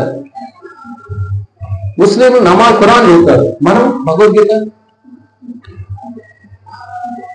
కాదు. ఎప్పుడైనా మారాలి. దీని సూడో హిందూయిజం అంటే ఇంగ్లీష్లో. సూడో హిందూయిజం అంటే ఏమిటంటే హిందువుల కోసం పోరాడతాం కానీ హిందూ ధర్మం తెలియదు. ముందు మన గ్రంథం మనం చదువుదాం, అర్థం చేసుకుందాం. ఈ తెలియక రోడ్ల మీద రావద్దండి, ఊరికి ఆయాసం వస్తుంది. ప్రజలు ఏమనుకుంటారు, అబ్బా పరువు పోతుంది కదా, అడిగారు లేదా పొరపాటు, లేదా మీరే అడిగారు మీడియాలో ఎవరో వచ్చి మన పరిస్థితి పొరపాటు నైలు పెట్టండి. అరే మనం ఏం చెప్పలేదు, చదవలేదు కదా ఏమి, ఎందుకంటే మీరు ర్యాలీ చేస్తే అనుకోండి. లేదండి ధర్మం కాపాడాలి, రక్షించాలండి. ఏముంది రక్షించాలంటే అండి, నశించిపోతుందండి. ఏం నశించిపోతుందా బాబు? అవన్నీ అడగద్దండి. నన్ను ఏముందో తెలియకుండా ఏమని చెప్పండి. కాబట్టి అటువంటి అమాయకులు హిందువులు అవ్వకూడదు. మనం జ్ఞానవంతులు హిందువులు అవ్వాలి. జ్ఞానమైన హిందువులలో జ్ఞానాన్ని ప్రచారం చేయాలి, జ్ఞానం ఆచరణలో పెట్టాలి. కాబట్టి మీ అందరికీ విన్నపం ఏమిటంటే మిమ్మల్ని నిరుత్సాహపరచడం కాదు, సత్యం తెలుసుకోవాలి. ఇప్పుడు సత్యం ఎప్పుడు కఠినంగా ఉంటుంది, తప్పదు. కాబట్టి మీరు ఇంకొకసారి ర్యాలీ వెళ్ళినప్పుడు గీత ఒక శ్లోకం చదువుతుంది, లేదా 10 అధ్యాయాలు ఉన్నాయండి, ఇప్పుడు అడిగే పొరపాటు మిమ్మల్ని మైండ్ పెట్టి చేస్తారు. కాబట్టి ఆ పరిస్థితి తెచ్చుకోవద్దండి. మీరే భగవద్ సారం తెలుసుకోవాలి, దీన్ని ఏముంది, తత్వం ఏం చెప్తాడు భగవంతుడు. ప్రతి హిందువు అది తెలుసుకొని చనిపోవాలి. అది తెలియకుండా చనిపోవడం వల్ల ఏ ఉపయోగం చెప్పండి? హిందువులు పుట్టగా యుద్ధం చేయాలా? మా హిందూ కూడా పుట్టాలని యుద్ధం చేయాలా చెప్పండి? దీని మహిమ, దీని విలువ తెలుసుకుని యుద్ధం చేయాలి. వస్తువు విలువ తెలుసుకుని యుద్ధం చేయాలి. వస్తువు విలువ తెలియని యుద్ధం ఏమిటి? అలా అవ్వద్దండి. అందుకే ఈ ఆదివారం ప్రోగ్రాం ఎందుకంటే ఆ విలువ తెలుసుకోవడానికి. అదే మీరు ఇక్కడ రోజు విలువ వెళ్ళారనుకోండి, నాకు అర్థం ఉంది, మనం అర్థం తెలుసుకుంటున్నాం, దానికి ఒక విలువ. కాబట్టి ముందు అర్థం చేసుకోండి, తర్వాత ర్యాలీలో అది చేయాలి. ముందు ఇది తెలుసుకోవాలి ఫస్ట్. ఓకేనా? హరే కృష్ణ.